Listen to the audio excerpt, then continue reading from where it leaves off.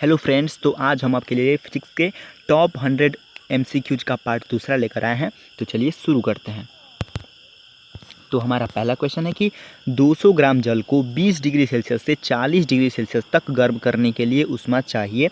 तो ये thermal expansion का क्वेश्चन है और होता है Q = ms delta T. M का वैल्यू दिया हुआ है 200 ग्राम और एस का वैल्यू हम जानते हैं जल के लिए 1 होता है विशिष्ट ऊष्मा, और डेल्टा टी यानी कि 40 - 20 जो कि होगा 20, और इसको मल्टीप्लाई करेंगे तो आ जाएगा 4000। तो इसका आंसर हो जाएगा ऑप्शन दूसरा 4000 कैलोरी। क्लियर। नेक्स्ट क्वेश्चन है हमारा दूसरा कि एक एन प्रकार के अर्धचालक में मिला होता है। तो देखिए, जब अर्धचालक होता है एन टाइप पी टाइप दो प्रकार का होता है। एन टाइप में वर्ग 15 यानी कि नाइट्रोजन ग्रुप के एलिमेंट मिले होते हैं, और पी टाइप में 13 में यानी कि बोरान ग्रुप के एलिमेंट मिले होते हैं। अब एन टाइप का अर्धचालक होने के लिए उसमें नाइट्रोजन यानी कि nitrogen, phosphorus, arsenic, antimony, bismuth, इनमें से कोई तत्व मिला होना चाहिए। तो इसका आंसर हो जाएगा ऑप्शन तीसरा जो कि 15वें का है, फास्फोरस नाइट्रोजन ग्रुप का है। क्लियर। नेक्स्ट क्वेश्चन है हमारा तीसरा कि सरल लोलक की लंबाई बढ़ाने पर आवर्तकाल। तो सरल लोलक के लिए आवर्तकाल का जो फार्मूला होता है वो होता है T = 2 पाई रूट में L/G। यहाँ से जो ये L दिख रहा है वो है सरल लोलक की लंबाई, और कह रहा है कि लंबाई बढ़ाएंगे तो आवर्तकाल क्या होगा। यहाँ से आप देख सकते हैं कि जो आवर्तकाल है T वो प्रोपोर्शनल टू रूट में L है। यहाँ से लंबाई बढ़ाएंगे तो उसके वर्गमूल के समानुपात में आवर्तकाल बढ़ेगा, यानी कि बढ़ेगा ही, भले कम बढ़ेगा, वर्गमूल के अनुपात में बढ़ेगा लेकिन बढ़ेगा। तो इसका आंसर हो जाएगा ऑप्शन पहला। क्लियर। नेक्स्ट क्वेश्चन है हमारा चौथा कि धन आवेशित वस्तु में होता है। धन आवेशित वस्तु मतलब होता है क्या, जब कोई पदार्थ है उस पर धन आवेश है, यानी कि उस पर इलेक्ट्रॉन बाहर चले गए हैं, क्योंकि इलेक्ट्रॉन पे ऋणावेश होता है और इलेक्ट्रॉन बाहर जाएंगे तो ऋणावेश कम हो जाएगा, यानी कि प्रोटॉनों की संख्या यानी कि प्लस चार्ज, पॉजिटिव चार्ज अधिक हो जाएगा। धनावेशित वस्तु में इलेक्ट्रॉनों की कमी होती है। इसका आंसर हो जाएगा ऑप्शन तीसरा। क्लियर। नेक्स्ट क्वेश्चन है हमारा पांचवा कि दूरी r पर रखे दो वैद्युत द्विध्रुव के बीच लगने वाला बल अनुक्रमानुपाती है। तो दो वैद्युत द्विध्रुव के बीच लगने वाला जो बल होता है वो होता है F = 1/4 pi epsilon not 6p1 p2/r power 4। यहाँ पे P1 P2 दोनों द्विध्रुव का द्विध्रुव आघूर्ण है, और आप देख सकते हैं कि यहाँ पे वैद्युत द्विध्रुव का जो उनके बीच लगने वाला बल है वो r/4 1/r/4 के प्रोपोर्शनल है, यानी कि हो जाएगा F = r/-4। तो इसका आंसर हो जाएगा ऑप्शन चौथा। क्लियर।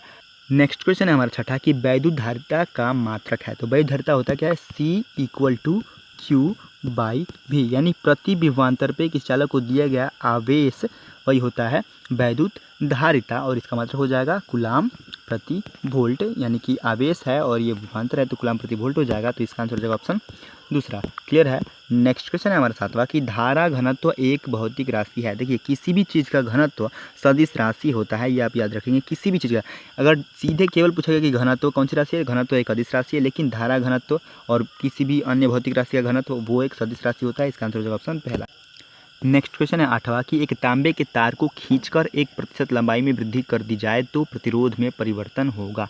तो इसका एक शॉर्टकट फार्मूला होता है प्रतिरोध में प्रतिशत वृद्धि R = L2/L1, यानी L2 में प्रतिरोध वृद्धि होने के बाद जो होता है, जैसे 1% की वृद्धि हो गई तो मान लेते हैं 101 हो गया, बाई L1 यानी कि 100 है, और का square -1 whole into 100।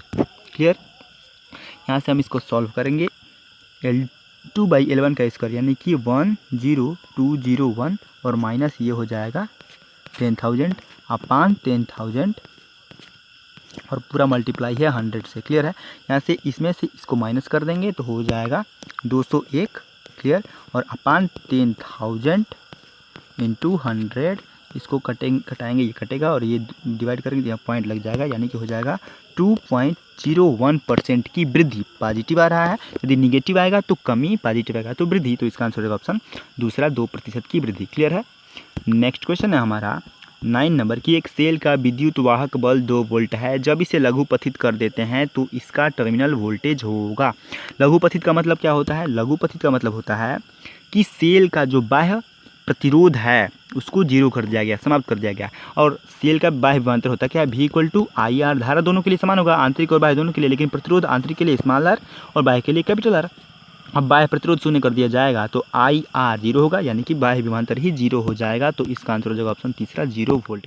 Next question है हमारा 10वां कि 2 माइक्रोकुलाम के 2 बराबर तथा विपरीत आवेशों के बीच की दूरी 3 सेंटीमीटर है, इसका वैद्युत द्विध्रुव आघूर्ण होगा। तो जो वैद्युत द्विध्रुव आघूर्ण होता है उसे हम P से प्रस्तुत करते हैं और P इक्वल टू होता है 2QL, और ये जो 2L है वो दोनों आवेशों के बीच की दूरी है और Q किसी एक सिरे पर स्थित आवेश है। क्लियर है? तो दोनों के बीच की दूरी 2L का वैल्यू दिया हुआ है 3 सेंटीमीटर और Q का वैल्यू दिया हुआ है 2 माइक्रोकुलाम। मल्टीप्लाई करेंगे तो P इक्वल टू जाए 2QL, यानी कि 2L का वैल्यू दिया हुआ है 3 सेंटीमीटर यानी कि 10⁻² मीटर। क्लियर? और Q का वैल्यू दिया हुआ है 2 माइक्रोकुलाम यानी कि 10⁻⁻6। क्लियर? मल्टीप्लाई करेंगे तो आएगा 6 × 10⁻⁸, और इसको हम लिख सकते हैं 0.06 × 10⁻⁻6, जिसको हम माइक्रो कहते हैं। क्लियर? तो इसका आंसर हो जाएगा ऑप्शन तीसरा 0.06 माइक्रोकुलाम मीटर। क्लियर है? सो